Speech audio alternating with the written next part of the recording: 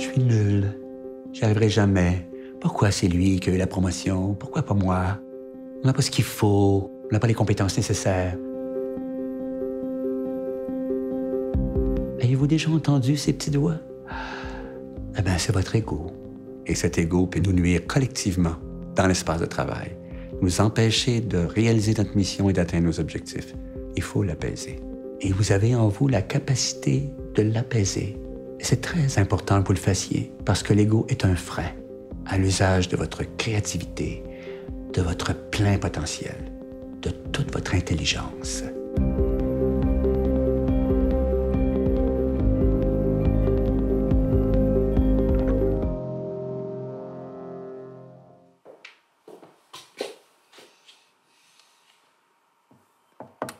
La définition de l'ego, je dirais que c'est l'image qu'on a de soi.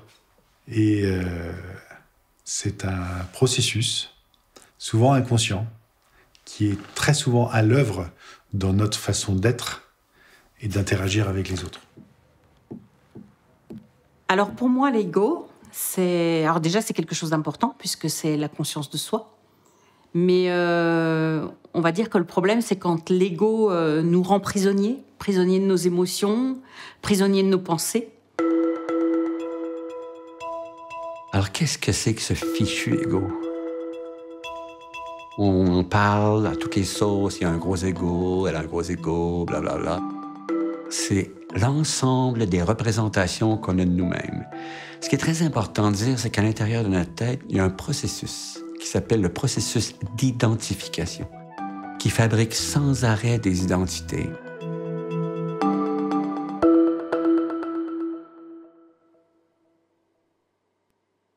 J'ai toujours été un manager plutôt bienveillant et participatif. Ce qui est venu titiller mon ego en 2016, c'est que je me suis retrouvée avec une équipe de managers jeunes qui sortaient de grandes écoles de management. Avant qu'ils arrivent, j'étais un peu, on va dire, la manager en vue.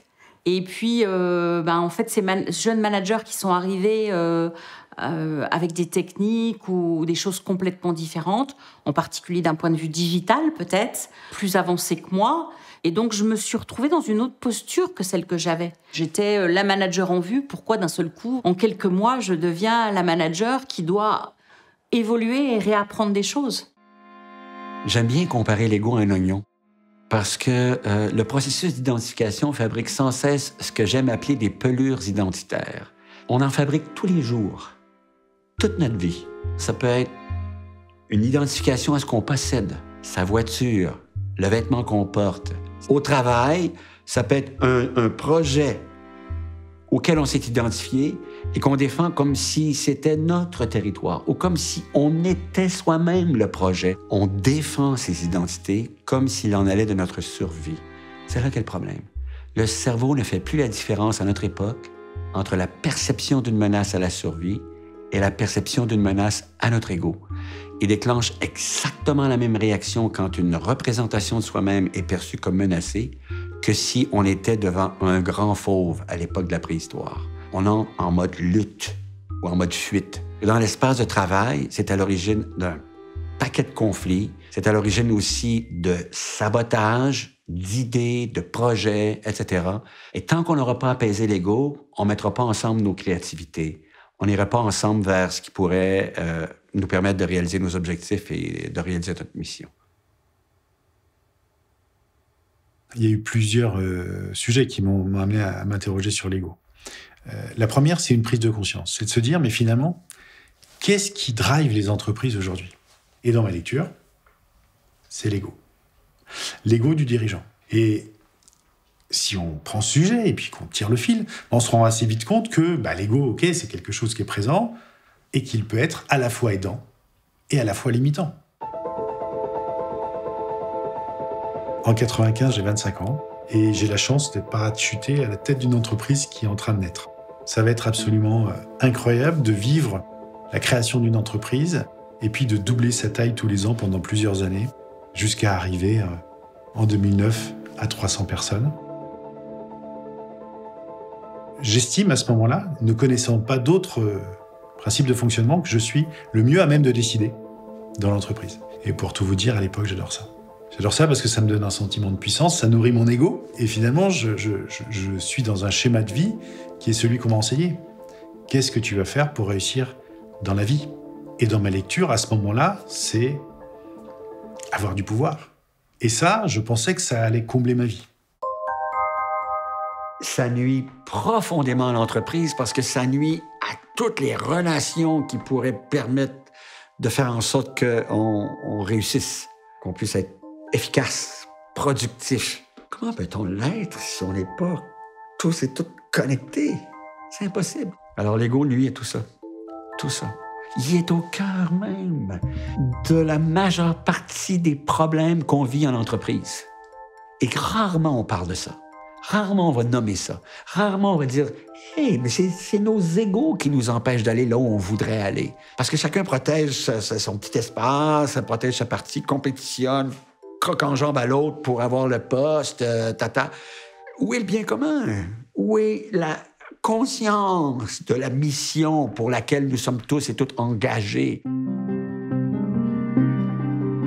Pourquoi se priver de l'intelligence de la totalité d'un groupe pour l'ego de 2 personnes? Ça n'a aucun sens. C'est complètement con. C'est complètement con. Je décide que je renonce à l'exercice d'une partie de mon pouvoir pour la confier pas à un autre. Parce que ça, c'est du command and control ou c'est du pyramidal. Je ne confie pas une partie de mon pouvoir à un autre. Je vais confier une partie de mon pouvoir à un collectif. Le dirigeant dans une boîte classique, il sait tout, il n'a pas de doute, il n'a pas de vulnérabilité et c'est un homme de fer. Dans une organisation collaborative, c'est plutôt un jardinier. Quelqu'un qui, comme le jardinier, va s'assurer que chacun de ses plantes ait accès à l'eau, à la lumière et aux nutriments, il va s'assurer de la même manière que ses équipiers aient tous les ingrédients nécessaires pour s'épanouir. Avec une conséquence qui est simple. S'il y a plus d'équipiers épanouis, ils seront en général plus engagés. S'ils sont plus engagés, la boîte sera plus agile. Et si la boîte est plus agile, elle sera plus performante. Et il est évident, et en tout cas c'est ma croyance, c'est que le monde de demain, celui qui s'ouvre devant nous, il aura forcément comme un de ses ingrédients, forcément le collaboratif. C'est indispensable. L'incidence de l'ego sur mon travail, c'était de vouloir en faire trop. C'est de vouloir montrer toujours que j'étais la meilleure. Ça s'est vraiment ressenti sur mon management au niveau de mes collaborateurs, puisque je voulais toujours être encore plus au top. Et donc, je devenais autoritaire et parfois cassante. Il fallait que ça aille vite, il fallait que ça avance. En n'écoutant plus mes besoins. C'est aller plus loin, travailler plus, montrer plus de choses. Son ego est en train de se défendre, de se protéger. Si on était conscient de ça, on pourrait rattraper ça. On pourrait essayer de voir avec elle qu'est-ce qui se sent menacé chez elle. Et on pourrait essayer de trouver les moyens de faire en sorte que ça s'apaise pour pouvoir travailler ensemble, l'intégrer même, l'amener à collaborer avec nous. Forcément, je suis allée dans le mur à un moment. J'ai fait un malaise, une sortie avec un de mes collaborateurs et j'ai fait un malaise. Et je me suis demandé ce qui m'arrivait. C'est mon corps qui me lâchait, littéralement, et j'ai pas compris. Et donc j'ai été arrêtée tout de suite par le médecin qui m'a trouvée dans un état d'épuisement, en fait. C'est à partir de là où j'ai fait un travail personnel et que j'ai commencé à me former à l'hypnose.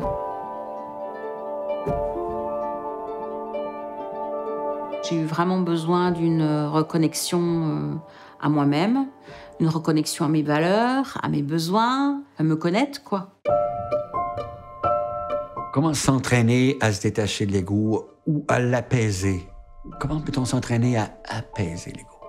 À amener l'attention du monde de l'ego au monde de la conscience, au monde de la présence. On s'entraîne avec des choses super simples. La décroissance personnelle, c'est lâcher prise. Constater, c'est observer cet attachement qui a été créé, qui s'est fabriqué à une pelure identitaire et d'observer que je ne suis pas cette pelure identitaire. Donc, il y a une décroissance en relation avec chacune des pelures pour aller au cœur de ce que je suis. Je ne suis pas ce que je possède. Je ne suis pas ce que je fais. Je peux très bien concevoir un projet, y travailler très fort, mais je ne suis pas ce projet. c'est dans le dépouillement de toutes ces pelures identitaires, dans le lâcher-prise sur toutes ces pelures identitaires, qui me permet d'être complètement ce que je suis. Il suffit d'une seconde pour y arriver. Je l'appelle la seconde révolutionnaire.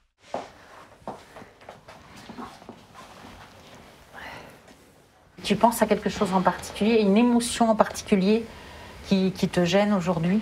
La formation en hypnose m'a beaucoup aidée parce qu'elle m'a appris, entre autres, et la méditation aussi, qu'on avait un potentiel formidable à l'intérieur de nous, qu'on a des limites, accepter qu'on a des limites, qu'on a une part d'ombre, qu'on a une part de lumière. Et je pense que j'aurais appris tout ça avant, eh bien, ça m'aurait évité beaucoup de stress, de moments de tension et voilà. J'ai ressenti le besoin de transmettre tout ce que j'avais appris à d'autres. Puis je démarre des ateliers aussi en entreprise, de méditation, d'hypnose. Après avoir vécu tout ce que j'ai vécu, je trouve que vraiment ça peut apporter beaucoup. Finalement, c'est une quête d'amour, de reconnaissance, d'estime de soi au final, qu'on a tous au travers ces jeux d'ego. Je ne suis pas un être magique, donc évidemment je vis avec mon passé et il peut y avoir parfois des rechutes. Pour autant, il y a quelque chose de présent qui est encore beaucoup plus prégnant, c'est mon fantôme. C'est-à-dire que tous les gens qui m'ont connu dans la vie d'avant, il y a une partie de leur cerveau qui ne peut pas effacer ça, qui ne peut pas effacer le gars que j'ai été avant et qui parfois s'est comporté de manière rude, très autocrate ou très centralisatrice. Et c'est ce que j'appelle mon fantôme. Et je suis condamné à vivre avec. Et vous, votre ego aujourd'hui, il est bien placé? Je suis, on va dire, en chemin. Je ne veux pas dire que je suis au top du top par rapport à mon ego. J'y travaille toujours parce qu'il y a plein de situations dans la vie qui me donnent l'opportunité de... justement d'être en face de cet ego, mais c'est un travail continu, je dirais. Avoir l'ego bien placé, c'est peut-être en fait réussir à lui donner la place où il est aidant et pas limitant, quoi. C'est essayer de trouver cette position où il va servir le projet et non pas prendre toute la place. Et vous pensez qu'aujourd'hui, ça y est, votre ego est bien placé? Je ne sais pas répondre à ça. C'est peut-être aux autres personnes qu'il faut poser la question de savoir où est-ce qu'il est, mon ego.